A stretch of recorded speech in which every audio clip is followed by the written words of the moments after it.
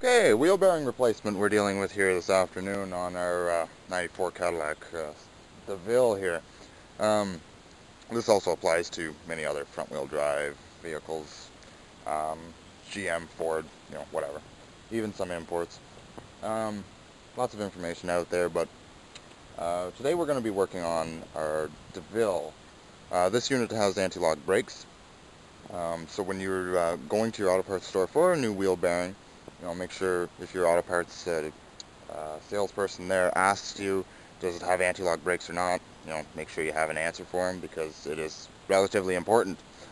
So, this vehicle has anti-lock brakes, so I ordered a brand new wheel bearing hub for this vehicle. Because this is a front-wheel drive car, it utilizes a wheel bearing hub, opposed to a rear-wheel drive car that has a totally different system altogether, but we won't get into that today. So, basic tools required here. We need a flathead screwdriver to remove our center cap from our wheel, and a simple bottle jack. Any jack is fine. Sets of jack stands, always definitely. You need that for safety's sake. And 19mm socket to remove our wheel nuts, and a couple of Torx bits.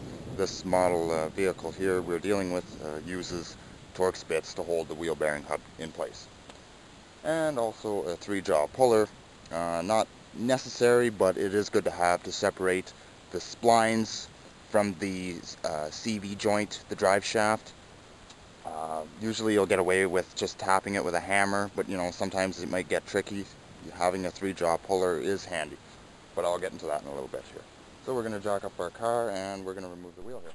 Okay, to check to see that in fact the wheel bearing is actually shot, what you're going to want to do is grasp the wheel like this and just see how much play there is. Now, when you're grasping it this way, this is going to basically tell you if there's play in your tie rod end, but also at the same time you're going to notice if there's play in your bearing, because you're going to look at your hub, look at your lug nuts, and if they're also moving, like the way it is now, you can definitely tell this is wheel bearing related. Lots of squeaks too. Now when you're pulling on your tire like this, there's going to be like a little, like about a 1/4 inch of play. Wouldn't be any more than that in your tire rod end, but there'll be a little bit of play. Maybe not so much of a 1/4 of an inch, but maybe a little less than that. But generally that's how much play you'll have. Now you can definitely tell here that we got quite a fair bit of play here. Definitely this wheel bearing is shot, so we're going to go ahead and take them off.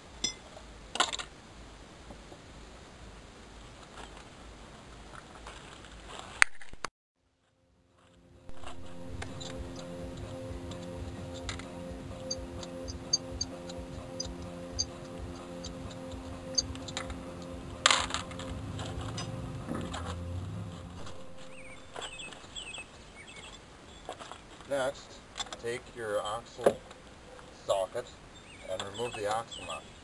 I've also neglected to mention at the beginning of the video, you should loosen off the axle nut while the tire is still on the vehicle and while the vehicle is still not supported by jacks or jack stands. The car should be on the ground. This makes the loosening of the axle nut a little easier on you.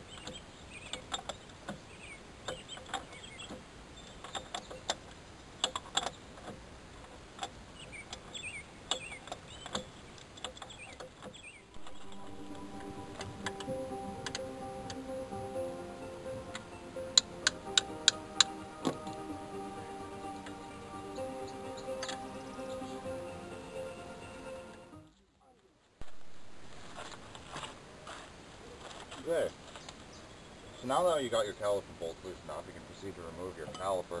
I already took the brake shoe out of here. It's always a good idea to inspect your brake shoes while you already have this apart, and if necessary, go out and purchase new brake shoes, or brake pads I should say rather, dealing with the front end of the vehicle here. Inspect the brake pad, inspect your caliper, make sure that the caliper piston, the steel isn't leaking, stuff like that. So, so inspect your brake pads, and if necessary, replace your pads. Now, we're going to hang our brake caliper out of the way. It is a good idea to get a pair of, a piece of mechanics wire, but they're to hold your brake caliper in place, which I will get on that in a second here. I'm going to go ahead and remove my rotor.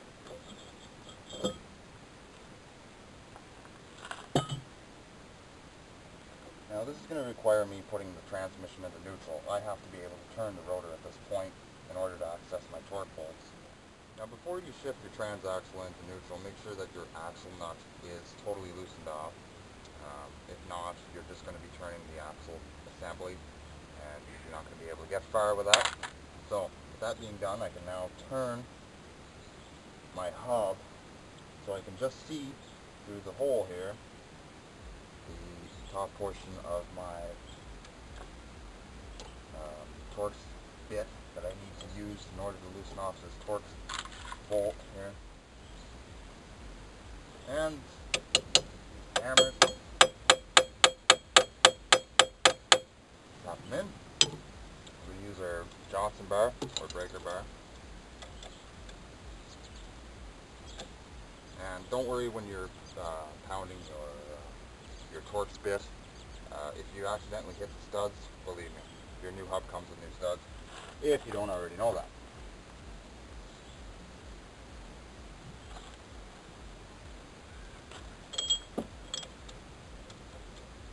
Okay, there's that one. Now I'll go ahead and turn our hub over to the next one. Same thing.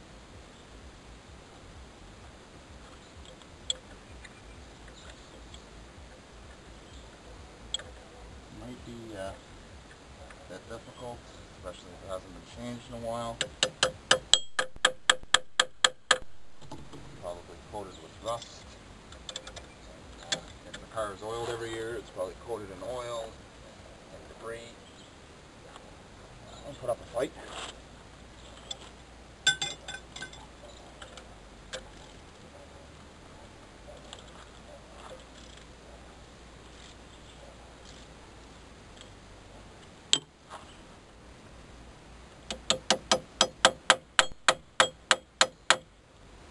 Like I say, don't worry about hitting your studs. If you accidentally hit one, don't worry about it.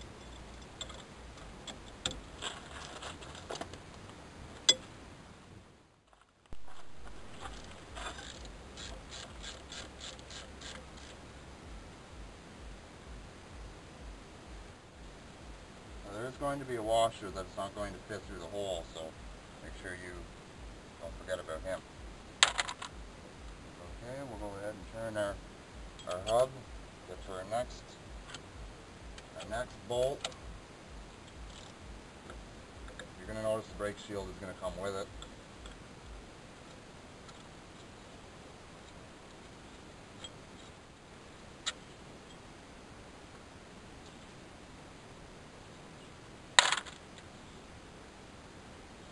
And moving on to our final Torx bolt.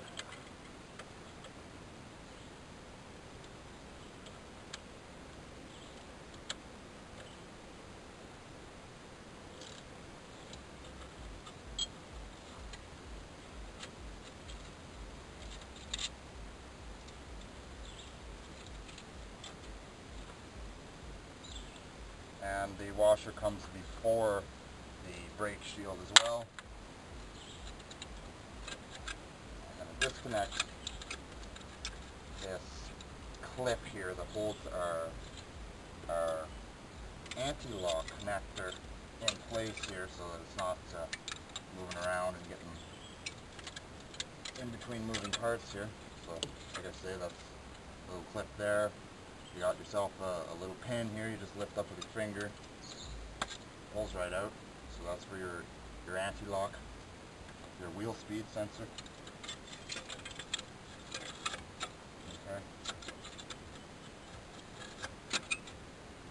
Now to get the actual hub off of the vehicle, I'm going to start off here with a hammer and just break off the rust around the seal here first before I take my 2-job puller to it.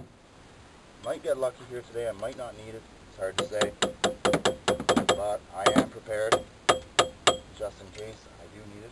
I have it here. Hoping I don't need it today, but because that would mean I'd have to go rooting around looking for it. because I can't seem to find it in my toolbox, but anyway.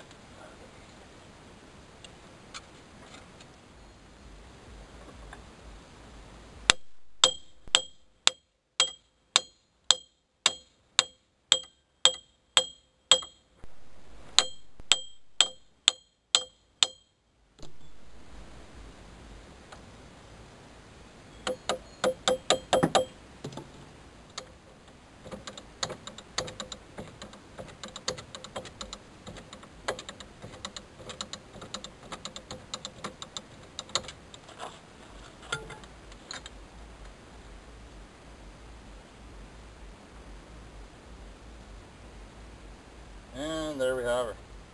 So the actual malfunction here is we lost our seal, and we can visibly tell that we can see the ball bearings right now.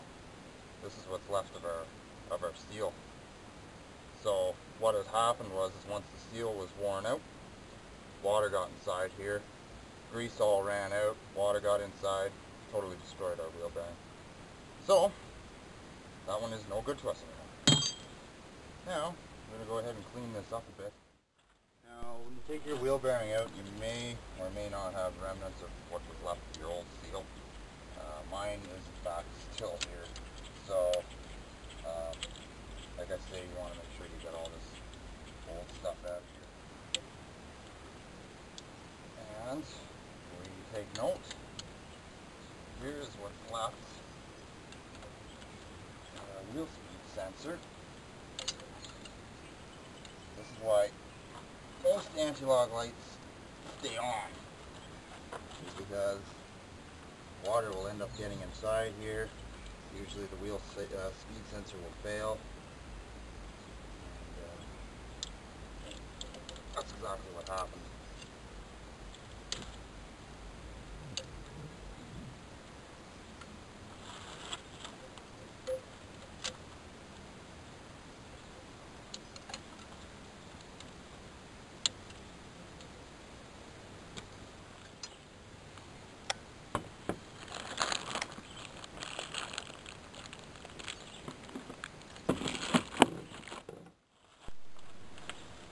So I'm going to give this a little rough cleaning here.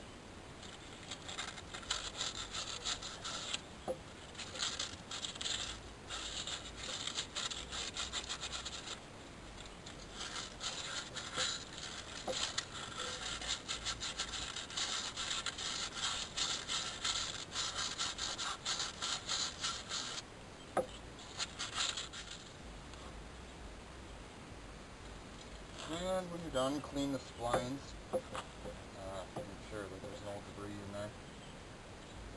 Just clean it up. There we go. Now we're ready to get our brand new wheel bearing all situated.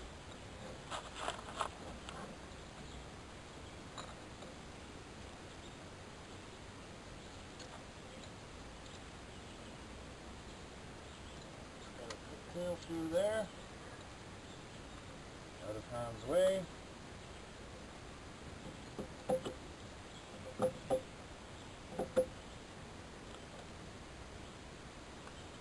Just like so. Isn't it a beauty? And clean up my brake shield a little bit here.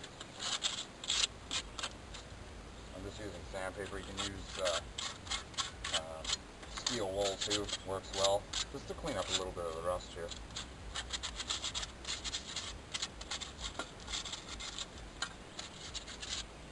You could even paint it if you got enough time.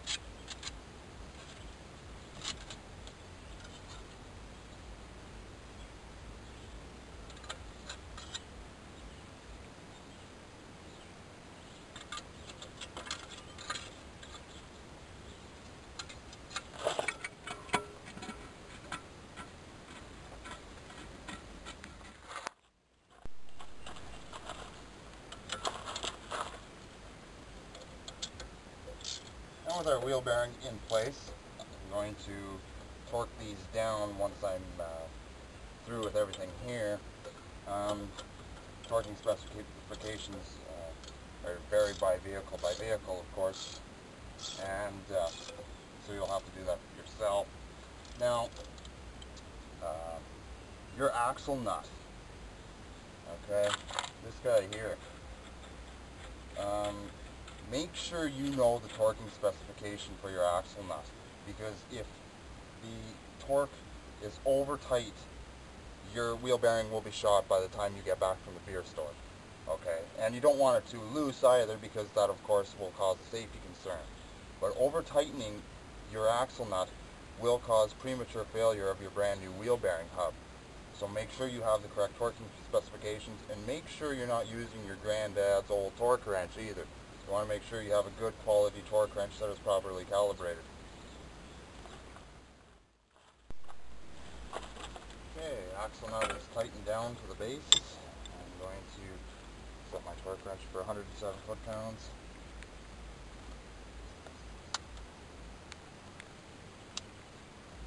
(1996) and earlier models require 107 foot-pounds if you're dealing with a Cadillac DeVille. 1997 deal is 118 foot-pounds, and then 1998 went back to 107 foot-pounds, which is completely strange when you're dealing with that, but I couldn't quite understand why.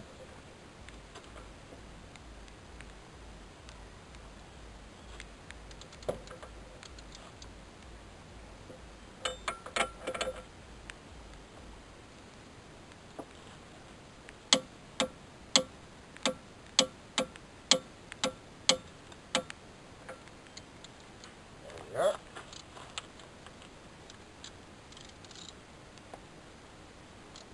I'm going to shift the transmission back into neutral and check my 3 torque bolts.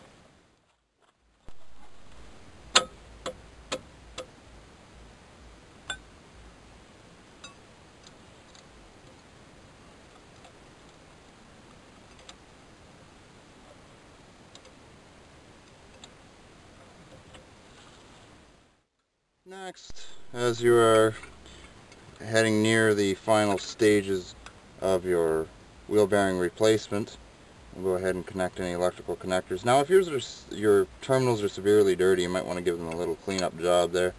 These ones aren't bad. Yeah, so we'll go ahead and plug these guys in,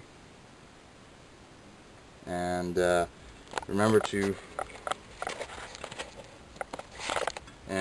to retorque your wheel nuts after 100 kilometers of driving,